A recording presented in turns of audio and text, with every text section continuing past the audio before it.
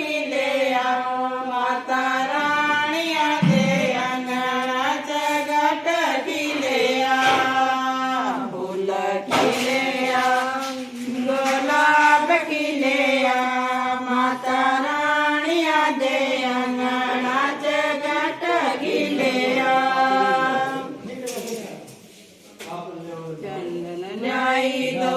भक्तो चंदन ल्याई दो माता राणिया जो तिलक लगाना चंदन ल्याई दो भक्तो चंदन ल्याई दो माता राणिया जो तिलक लगाना चंदन ल्याई दो